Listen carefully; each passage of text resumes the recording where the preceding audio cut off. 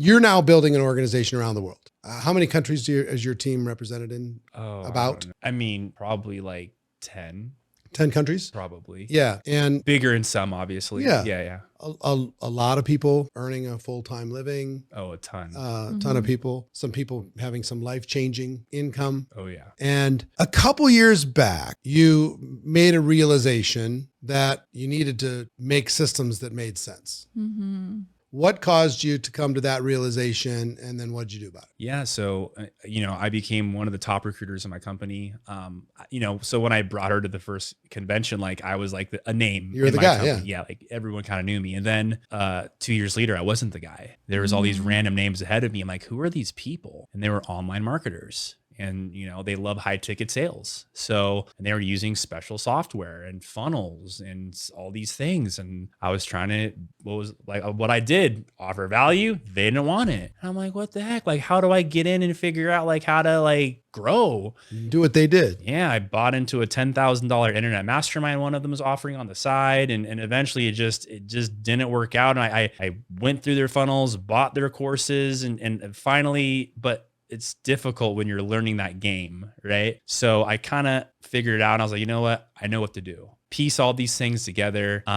And during this time also when we're dating, I'm like, hey, just so you know, I'm getting into some business debt. I'm building a software for our team, but I'm going to get out of it, right? So I applied for a whole bunch of no interest credit cards, which I knew really well. And I'm like, I'm just going to dive in and build systems for like a good, maybe a couple months. A couple months turned into a couple more months. And eventually my credit card limit ran out and I'm over $100,000. This is like 3 years ago? It was like 6 years ago. 6 years ago. Maybe 6 years ago. Yeah. It was like when we were dating. So it was 6, maybe 7 years ago. And it got to the point where I was in over $100,000 of credit card debt now. No interest because I ran out of money because software is so expensive to build. The average developer is a few $100s an hour, right? So, and I wasn't like, that wasn't my industry. It's such a totally opposite industry. And but again, I want to come back to, for the viewer, the listener, you had a mature amount of awareness.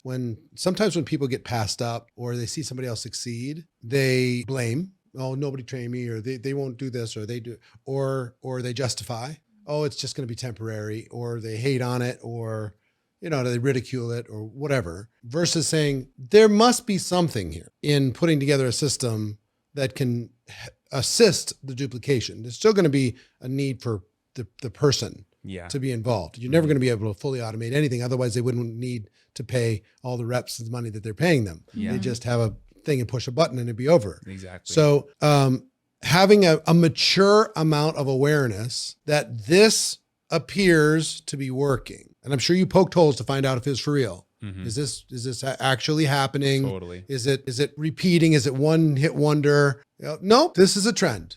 Oh yeah, for sure. This is a trend. I see it. It's clear. And then you followed your same path, which is how do I get proximity to the people who know the stuff, and how do I gain knowledge? And it's a little bit challenging, to be able to get into that world when you're not necessarily that world. They don't like telling those. They don't like sharing. Yeah, it's not like network marketing where like they'll tell you everything. This world, like these are secrets that they don't share. Yeah, they don't. Yeah. So you had to say, okay, I'm going to pay a price a different way, with money, with time, with research. Started going to conferences. I started going to internet marketing conferences, which are way different than network marketing conferences. They don't dress as nice. Right. So you just made the decision that, look, for things to change, I've got to change. For me to be able to dominate, I've got to be able to create some solutions for my team. And I give you credit, both of you, because being a team in making the decision, supporting the decision, following through on all of that, emotional support and everything else in between is not always easy. When you're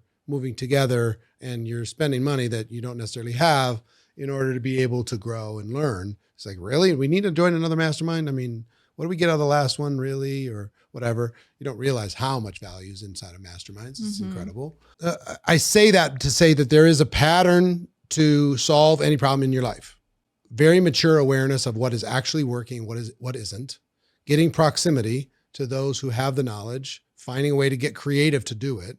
And even if you don't get proximity, there's a way to be able to buy access to answers to whatever problem that you have. Yes. And then the discipline to be able to say, I'm going to follow through until I make it happen. Mhm. Okay. So this took how long? Yeah. So, I mean, that was a year and a half. And this is also a big reason why there's many reasons why I knew she was the one for me. But I remember during this dating period of the dating course, right? We had a budgeting thing where we had to disclose our full finances to the person we're dating. It's called Seriously Dating or Engaged. And I was like crying to her because I told her I was getting into debt, but I had to tell her I was in over $100,000 of debt. And I was just like, I am a loser. This girl's got to break up with me. And I remember on the phone, she's like, you know what? Like, you got to get out of it. And during this time too, I had to wash the whole software thing because I was still probably 40K short and it wasn't working. It kind of worked, but it didn't work for our team. And I was like, you know what? We just got to go back in the trenches and rebuild. And also at that exact point was when she had her 50% pay cut. And I couldn't teach people how to build online yet to make quick income. The only way I knew how to make quick income was offline. So we went to your event, The Most Powerful Women. Mm-hmm. We came back and I need to do 90-day sprint. I'm like, I don't know how to do a 90-day sprint online. So I'm like, we're gonna do it offline. So I wash the software. I'm like, I'm just gonna pay this off with my network marketing income. And we're just gonna go in the trenches and do in-home presentations. And I mean, her first month after that, you know, she's like pretty much brand new, like a couple sales here and there, not taking it seriously. Her first month, us working together, she made like $17,000. I mean, we did part-time with the full-time job. We did probably like 60 in-home presentations, you know, that month coming back. Second month, she made 15,000, but now she's doing most of the presentation, right? I'm just kind of helping out with some closing stuff. Third month, I don't even show up half the time. And because she forgets to even bring me in the conversation, she's closing people. She's just going. And then independent. And then she's like, I don't need you. Thank you. And then she has a team and she's got to love you. Don't need you for business. I love you. And then we're just building that way for years. And then it just randomly happened. The software got brought to me again. I'm like, I don't want to do software, but somebody wanted coaching from me inside of our company. And then the software people are like, hey, we'll hook you up and we'll give you access to our software. I was like, yo, what? They're like, yeah, we'll partner with you. And I was like, what?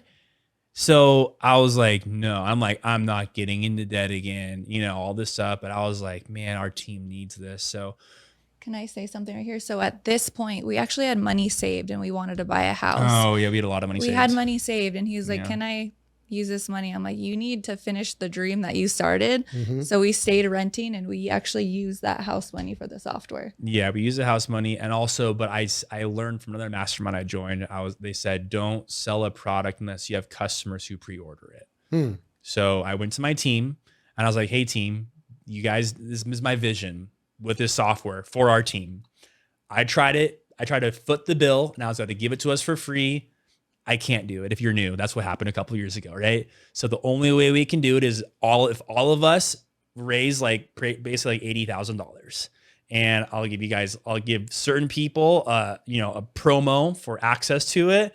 I think the first one was like $500 or $300, and I had the first time we did that round, it was kind of like, we called it a Kickstarter. You know, we raised 40 grand, which was the exact number we needed to get it off the ground.